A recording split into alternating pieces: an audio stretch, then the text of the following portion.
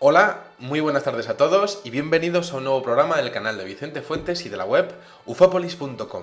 Las visiones del futuro siempre han fascinado a la humanidad desde el principio de los tiempos. Bueno, y es que cada vez que ocurre algún tipo de suceso o acontecimiento en la actualidad, bueno, pues la red de internet fluye de información buscando lo que serían referencias en las centurias de Nostradamus. Bueno, siempre ha estado ahí el interés por el futuro, el no saber si está escrito o si nosotros hacemos nuestro destino en cada acto que realizamos cada día. La posibilidad de que alguien sea capaz de conectar con él y ver lo que va a suceder es algo realmente, bueno, pues es uno de los grandes enigmas de la historia, ¿no? Bueno, hoy vamos a hablar de una de esas personas que habría visto los acontecimientos futuros y que de hecho habría conseguido vivir en el año 3906. Vamos a coger nuestra máquina del tiempo y vámonos hacia Zúrich, a finales del siglo XIX. Allí nace un niño que se llama Paul Amadeus Dienach. Es un niño con una gran sensibilidad que ya destaca en el colegio por sus labores humanitarias y por su interés en las antiguas lenguas germánicas y francófonas, ¿no? Bueno, pues resulta que este niño comienza a cursar lo que serían, bueno, pues estudios relacionados con las ayudas humanitarias, la filología clásica y la historia de las culturas antiguas, pero resulta que tiene que ir a la Primera Guerra Mundial. Este niño, bueno, pues ya era un adolescente, ya tenía unos 18 años. Bueno, pues este chico resulta que es un hombre sencillo, equilibrado, pero tiene una salud muy frágil y más tras las batallas que tiene que librar en el frente francés durante esa Primera Guerra Mundial, ¿no? Bueno, a este chico le afectaba muchísimo la climatología, siempre estaba enfermito y la verdad es que lo pasó realmente mal durante toda su vida, ¿no? De hecho, llegaron a ingresarle muchas veces hasta que en lo que sería la segunda década de 1900, sobre el año 1920, le detectan una enfermedad que se llama encefalitis letárgica. Es una extraña enfermedad neurológica que desarrolla una respuesta del sistema inmunológico contra las neuronas sobrecargadas. Bueno, debido a ello, resulta que Paul Amadeus Dienach cae en coma en una situación que no es exactamente el coma, que es, bueno, pues sería un sueño letárgico durante 15 minutos. Esto le ocurre en 1922. A los pocos días, Paul Amadeus Dienach vuelve a tener uno de estos episodios de sueño letárgico y está en esa situación durante un año entero. De repente, el día 5 de agosto de 1923, Paul Amadeus Dienach se despierta y resulta que está pues muy impresionado ante lo que está viendo, ¿no? Y estamos en un hospital, bueno, pues lo que sería en Suiza y realmente está muy impresionado por lo que está viendo, ¿no? Pero no le dice nada a nadie. Se pone a escribir en su diario lo que le ha pasado y no le dice a nadie ni mu. Bueno, de hecho, contaban los doctores que no se llegaba a reconocer en el espejo. ¿Qué le había pasado a Paul Amadeus Dienach durante aquel año en el que había estado en sueño letárgico? Bueno, resulta que sus padres se ocupan de él y le hacen viajar desde Suiza hasta Ginebra, pues para ver si el clima de Grecia pues le viene un poquito mejor para su salud, ¿no? Bueno, allí encuentra un trabajo como profesor de filología francesa y germánica y allí conoce al que va a ser su mejor alumno, George Papahachis. Bueno, pues resulta que Dienach conoce a este chico, se hace amigo de él y resulta que le entrega unas notas antes de fallecer en 1924 tras viajar a Italia. Bueno, pues se despide de su alumno preferido y le dice, mira, tienes estas notas de algo que me ha ocurrido y tienes que ir traduciéndolas y te las entrego a ti como legado, ¿no? Bueno, resulta que Papahachis no podía creer lo que estaba leyendo. Las notas perfectamente detalladas y organizadas, contaban una sobrecogedora experiencia que le había ocurrido durante su estado de coma. Y es que allí, inmediatamente después de caer en coma, resulta que Paul Amadeus Dienach se había despertado en la cama de un hospital que no estaba en Suiza.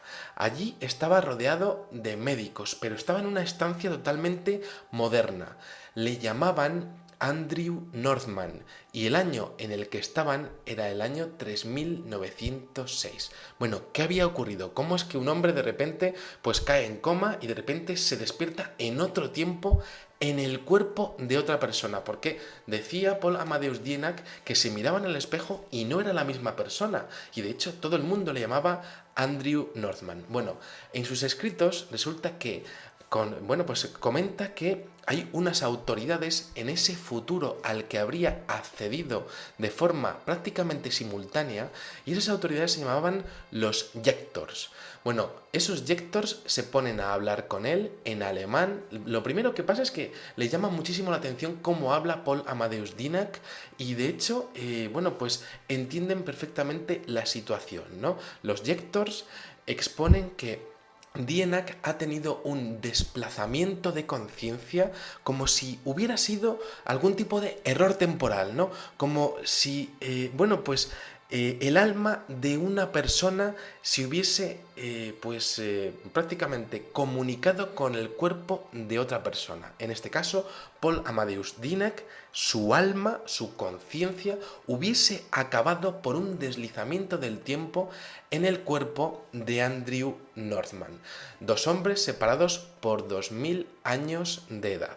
Bueno, resulta que dentro de lo que serían las referencias que le empiezan a llegar a Dienach, se exponen que el señor Andrew Northman, estaba en su cuerpo, resulta que había llegado a ese hospital del año 3906 con mortales lesiones tras un accidente de coche.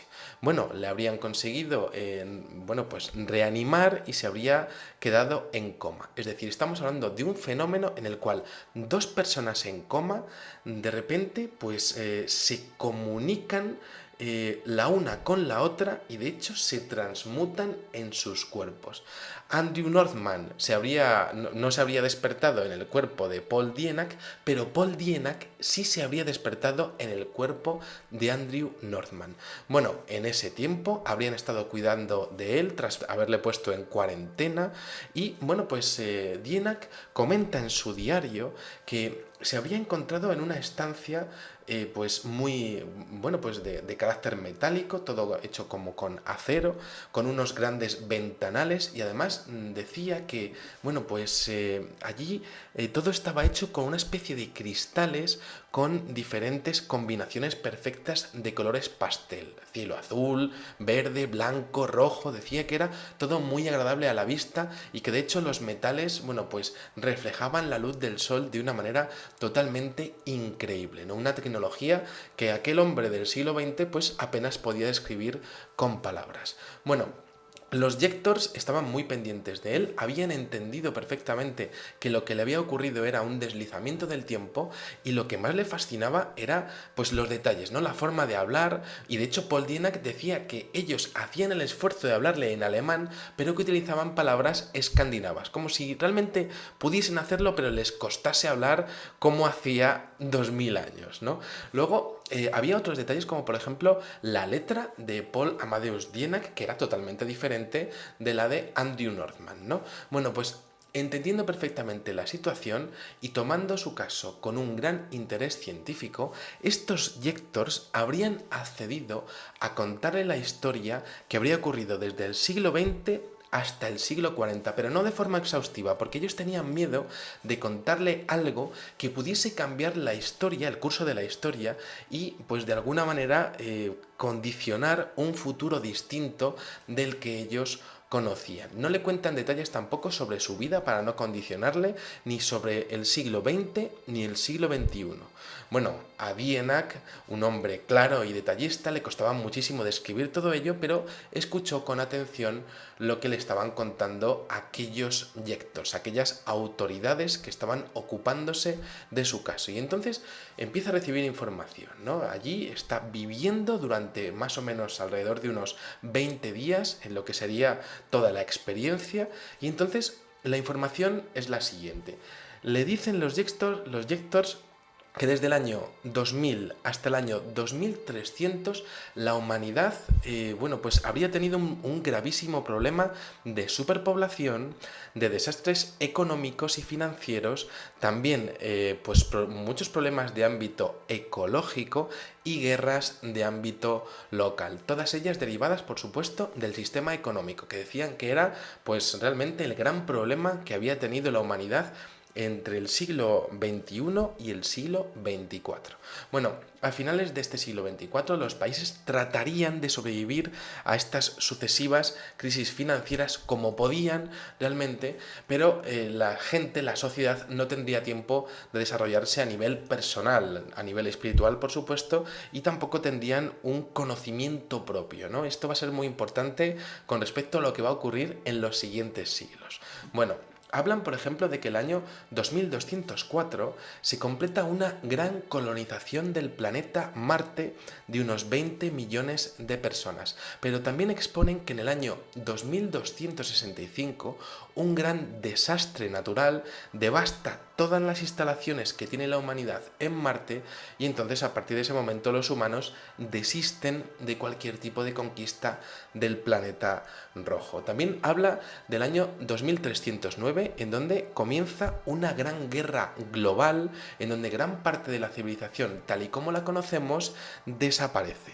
Bueno, es muy interesante este tema porque resulta que Paul Dienack se sorprende al ver que de las personas que está viendo allí no hay ninguna persona de raza o de etnia asiática ni africana. Y es que le comentan los lectors que en esa guerra del año 2309 gran parte de las etnias asiáticas y africanas son erradicadas del planeta Tierra. Bueno, esa es la visión que tiene el señor Dienack. Hay una cosa realmente interesante en todas las declaraciones que le van exponiendo estos lectors a Paul Amadeus Dienack, y es que en el año 2396 se establece como año cero para la humanidad, es decir, que a partir del año 2396 ellos comienzan otra vez a contar el tiempo, ¿no? Como si fuese un renacimiento. Tras 87 años de recuperación después de esa gran guerra, esa humanidad habría iniciado la creación de lo que ellos llamaron el Parlamento Global de Naciones y Estados de la Tierra. Ese parlamento no estaría compuesto por políticos y economistas como vemos a día de hoy, ¿no? Sino por científicos, tecnócratas y figuras humanitarias. Bueno, los recursos de la Tierra habrían sido en ese año ya redistribuidos y se habría conseguido controlar el problema de la superpoblación, el clima, los desastres ecológicos y por supuesto la malnutrición, que era algo que bueno, pues hasta finales del siglo XXIV, como vemos, pues no consigue erradicar la humanidad totalmente, ¿no? Bueno, los ciudadanos aún así siguen teniendo conciencia nacional, es decir, tienen pues un sentimiento de pertenencia a un país y esto no desaparece hasta el año 2800, es decir, hasta el siglo XXIX. También comentan que en ese año de renacimiento, en este 2396, no existen desigualdades en el nivel del acceso a los bienes básicos, pero pues resulta que sigue habiendo problemas a nivel de conciencia personal y de pues por supuesto de desarrollo espiritual, ¿no? Bueno, esto es así hasta el año 3400 y todo lo que sería desde ese año 2396 hasta el 3400, ellos lo llaman la Edad Oscura. Bueno, comentan, por ejemplo, que en el año 3382 ocurre algo en la humanidad que es totalmente increíble, ¿no? Y es que resulta que el cerebro humano sufre una mutación y de repente todas las personas del mundo, prácticamente al unísono, adquieren una habilidad mental totalmente desconocida que podría llamarse hipervisión o hiperintuición. Sería como un acceso directo a un conocimiento directo de la realidad, de una forma mucho más clara, mucho más rotunda y además desarrollando una poderosa creatividad, como si los seres humanos realmente hubiésemos despertado de nuestro letargo cognitivo y entendiésemos la realidad de una manera mucho más completa. Bueno, a partir de ese momento, de ese fenómeno tan notable de la hiperintuición, resulta que desde el año 3400 hasta el 4000, sobreviene lo que sería una nueva edad de oro tras estos 1000 años de edad oscura. Bueno, se comenta que para finales del siglo 40 en el gobierno mundial ya no hay científicos, ni tecnócratas, ni tampoco figuras humanitarias, sino que habría lo que ellos llamaban creadores universales, personalidades que combinarían simultáneamente las cualidades y habilidades de los filósofos, los artistas, los científicos y los expertos en cualquier tipo de ámbito, ¿no? En esa sociedad todo sería gratis, la ropa, la casa, la comida, el transporte, etc. Y no existiría la propiedad privada, pero la única cosa que se mantendría de lo que sería, pues a día de hoy, el siglo XXI, sería que sería muy importante el honor y la reputación de aquella humanidad, ¿no? Como que estarían muy pendientes de lo que sería, pues, su honor y lo que sería, bueno, pues el ser bien considerado al respecto de hacer tu labor en la sociedad. Las personas de ese futuro no entenderían, según le comentaron a Paul Amadeus Dienach, lo que sería el éxito de sus vidas en base a los bienes materiales, ¿no? Y de hecho solamente habría tres leyes. La primera, que la gente solo trabajaría 2 años en toda su vida, entre lo que sería la edad de los 17 años y los 19 años. Otra de las leyes sería un auténtico control de la población. No podría superar jamás los 1000 millones de personas para que ellos pudiesen vivir todos perfectamente. Por tanto, tendrían un auténtico control de lo que sería la natalidad. Los índices de criminalidad prácticamente se habrían reducido a cero, pero habría unas leyes muy concisas al respecto de lo que sería el tráfico de vehículos. Eso es lo que prácticamente, pues, se comenta de ese año, de ese finales del siglo 40, ¿no? De ese año 3906, ¿no? Bueno, todo esto es muy interesante porque Paul Amadeus Dienach vive alrededor de unos 20 días toda esa experiencia y entonces se despierta ese mes de agosto del año 1923, pues con todos los recuerdos, con todo lo que acababa de vivir, es que le había pasado a él, ¿no? Había tenido una transmutación de conciencia con un hombre del futuro, ¿no? Y bueno, claro, lo interesante es que él comenzó a comparar lo que sería, lo que sería la era de la constelación de Acuario, la era astronómica de Acuario, es decir, desde el año 0 hasta el año 2000 de nuestra era, y desde el año 2000 hasta el año 4000 en donde él habría vivido, ¿no? Y entonces empezó a ver que, por ejemplo, en el año 400, prácticamente siglo IV, se establece la religión católica como la oficial para todos los reinos conocidos del Imperio Romano, ¿no? Pero claro, esto es muy interesante porque en el año 2400 se establece el Parlamento Mundial de todas las naciones y estados de la Tierra. Por otra parte, también lo que sería la creación de las nuevas ciencias gracias a personas como Isaac Newton, ¿no? y Albert Einstein, eso tendría su correspondencia en ese futuro con la aparición de la hiperintuición. Bueno, ¿cómo termina esta historia? Resulta que Paul Amadeus Dienach acaba falleciendo en 1924 en Italia, pero George Papahatsis consigue realizar la traducción desde el alemán hasta el griego desde el año 1926 hasta 1940, en sus ratos libres, en el verano y cuando tenía un poquillo de tiempo el hombre, ¿no? Bueno, resulta que en el año 1944 las tropas nazis en plena invasión de Grecia, resulta que entran en su casa y le piden los papeles de Paul Amadeus Dienach, como si supieran exactamente qué es lo que estaban buscando. Pero Papahatsis era muy listo y entonces les entrega parte del material poniendo a buen recaudo otra parte del mismo y sobre todo la transcripción y la traducción completa. Bueno, resulta que George Papahatsis consigue, bueno, pues desarrollar una amplia carrera como filósofo y como miembro de lo que sería, pues las sociedades universitarias de Atenas, y de hecho empieza a rodearse de destacados miembros de la masonería, teosofistas, profesores de teología, que se interesan profundamente por los escritos de Paul Amadeus Dienach y que de hecho consideran que tiene y que tendrá una importancia vital para entender lo que será el devenir de la humanidad en los futuros siglos, ¿no? Bueno, finalmente, en la década de los 70, Papahatsis consigue editar un libro que se llama El Valle de las Rosas, con toda la información de las traducciones de Paul Amadeus Dienach, pero se ve que el gobierno heleno, el gobierno de Grecia, no está muy por la labor de que esto salga a la luz, y ni siquiera dentro de la propia masonería hay personas que están dispuestas a que esto, bueno, pues se haga público, ¿no?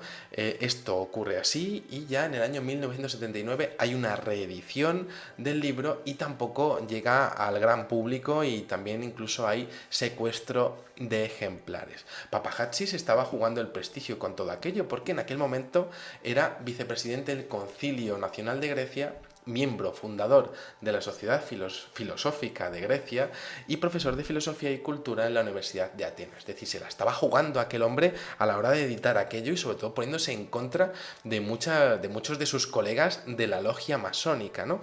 Bueno, ¿cómo termina realmente ya esta historia? Bueno, en el año 2000 hay un hombre que se llama Radamantis Anastasakis, que reedita de nuevo la traducción original, y bueno, pues gracias a eso pues tenemos esta información en este vídeo, ¿no?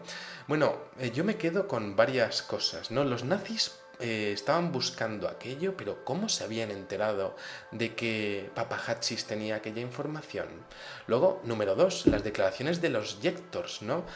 Sobre esa humanidad y sobre todo de esa hipervisión tras la gran guerra que habría habido, ¿no? Me parece interesantísimo, ¿no? Porque enlaza mucho con lo que hemos estudiado muchas veces, de que no entendemos lo que es la realidad que nos rodea, ¿no? Y que gracias quizá a una mutación cerebral somos capaces de desarrollar la creatividad suficiente y la percepción suficiente como para saber qué es exactamente lo que entendemos como espacio y como tiempo, ¿no? De hecho, los lectors estaban fascinados por la relatividad del tiempo y la posible existencia de intervalos de tiempo simultáneos, así es como lo llamaban ellos, ¿no? A ese fenómeno de transmutación de conciencias que habrían, habrían afectado a ese hombre del futuro y al señor Dienach, ¿no? Bueno, también destacable el grande y poderoso concepto que tendrían esos lectors de realidad, que estaría muy por encima de lo que entiende la percepción humana del siglo XXI al respecto de lo que es el pasado, el presente y el futuro. Bueno, pues aquí dejamos este espectacular relato de una experiencia paranormal, podríamos decir, que le ocurre a este señor, ¿no? Y que, bueno, pues es única en toda la historia, es una visión profética, podemos decir, y que, bueno, pues realmente tiene visos de ser bastante realista al respecto, al menos de lo que serían las condiciones socioeconómicas de los próximos siglos en base a un sistema económico totalmente de locos en el que vivimos a día de hoy, ¿no? Bueno, pues nada más, espero que os haya gustado muchísimo este videoprograma y os espero en el siguiente. Muchísimas gracias y, como digo siempre, salud y suerte. Adiós.